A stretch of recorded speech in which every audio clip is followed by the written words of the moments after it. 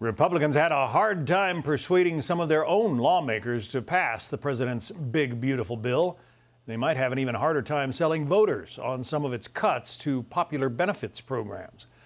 Let's bring in Iowa Congressman Zach Nunn. He sits on the House Financial Services Committee. Congressman Nunn, good of you to join us on a holiday weekend. So tell us about, some of the opposition to this bill. People don't like it. We'll get into those numbers in a minute. A lot of people don't like it. Why do you think that is? Well, John, first and foremost, happy Independence Day weekend. I was with the president as he flew back to Iowa and sold this bill firsthand to Iowans. And I think it is very important. It's much more difficult to construct a lie than to tell the simple truth. And that's exactly what the president did, both in my home state of Iowa this 4th of July, as well as on the South Lawn when he signed this into being. First and foremost, simple truth number one, it is the largest tax cut in American history. Simple truth number two, it is the largest cut of the federal government spending in American history.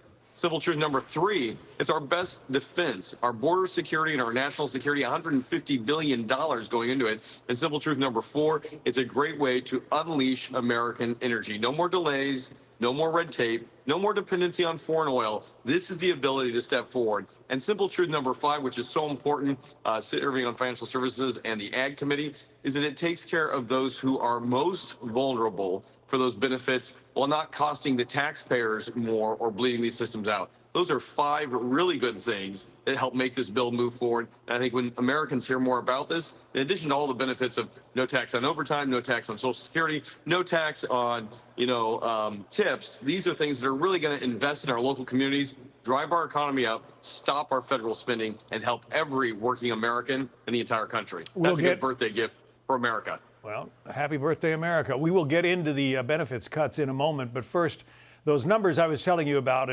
earlier, the Fox News polling unit asked Americans whether they like this bill or not, and 59% say they oppose it. 38% say they favor it. So how do you turn that around? And again, why do you think those numbers, the opposition numbers, are so high?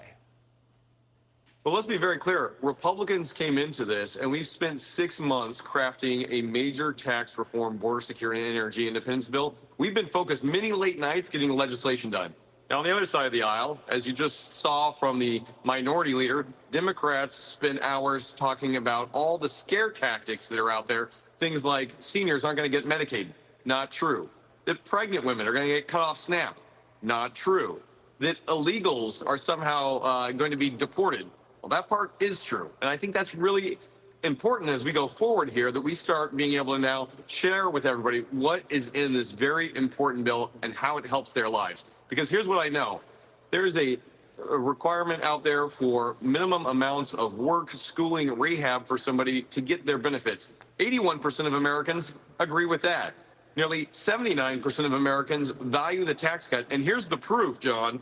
In Iowa, my home state had a Democratic governor. We ran a $1 billion plus deficit. And when Republicans took over, when I got elected and beat a Democrat, we were able to cut taxes. We passed the largest tax cut in Iowa history. And as a result, our economy went through the roof. Iowans had more money in their pocket. They spent it on Main Street and family farms and on their kids. And as a result, Iowans knew how better to spend their money, and the economy was successful. This is the same lesson we're going to take to Washington, D.C. I feel very comfortable in saying Democrats are wrong on their messaging. We're right in our policy, and the American people are going to benefit from it.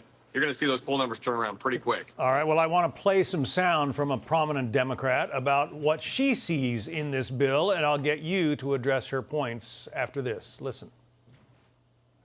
Losing all your health care, not able to feed your babies, not being able to put a diaper on their bottom in exchange for what?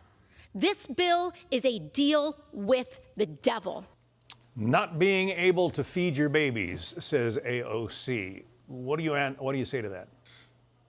Well, I think this is the type of exact scare tactics that we would expect out of New York and social democrats who want to take over the grocery stores, eliminate the police, and believe that government knows better. Here's what I know, John. Americans know far better than anybody in Washington. What this bill really does is invest in families. Legislation that I helped lead to make sure that every family in America gets a $2,200 tax credit for their kiddo. If you're adopting a child, like we went through the foster and adopt program, that's a $5,000 tax credit. President Trump made a $1,000 commitment to every new mom that they get the ability to help invest in their kids' future. That's more than diapers and formula. That's moving our entire country forward. And here's what's best about this. It's a reinvestment in what really makes America successful. The entrepreneur, the innovator, the small business. We're getting rid of deductions. We're getting rid of the tax on Social Security so that seniors can actually invest and have a good life after a lifetime of work. We're making sure that Medicaid and Social Security, as well as things like SNAP, have the benefits they need so that those most vulnerable Americans, seniors, pregnant mothers, families with dependents, get the opportunity to continue to receive it while not having them bled out by bad states like her state, New York, that is at the double digit for fraud, waste, and abuse. We're bringing $200 billion in the fraud, waste, and abuse of Medicaid right back into a system that can help those families who are vulnerable get the support they need without the able-bodied 29-year-old guy in the basement playing video games being able to get a handout that costs the taxpayer more. These are real success stories. Congressman, as the nation embarks on its 250th year of independence, I want to put up some numbers that show a change in how Americans are feeling about this country. In June of 2022, 39% said they were proud of this country. In June of 2025, the number almost 20 points higher. 58% say they are proud of the United States. To what do you attribute that? Look, I attribute this to good leadership that starts at the very top. I'm a combat veteran. This is the first time in forever that we've been able to say we have full recruiting retention, maxed or exceeded in all of our branches of military service. It's the first time in memory where we've had, in this case, 0 illegal border crossings because of President Trump's leadership and Congress's action to be able to secure our border. It's the first time in a long time that we've truly been able to say that we are energy independent. And candidly, the president has been a leader not only domestically in driving our economy forward, but a leader for peace around the world.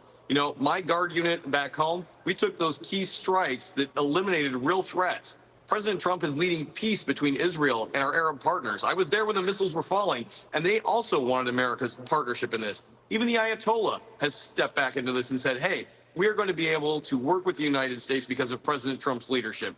We saw it in Kosovo and Serbia. We're seeing it throughout Africa. President Trump's leadership, America's leadership, is drawing a stronger world where we have an economy that can blossom, a national security risk that can be abated by peace through strength, and ultimately an American future that people say is brighter than the future we had behind us. The best days are ahead. It's being led by this Congress, by this president, and by the American people. Congressman Zach Nunn, Republican of Iowa. It's good to have you on this 4th of July weekend. Thank you. Obviously, good to see you, John. Thank you. Hey, Sean Hannity here. Hey, click here to subscribe to Fox News YouTube page and catch our hottest interviews and most compelling analysis. You will not get it anywhere else.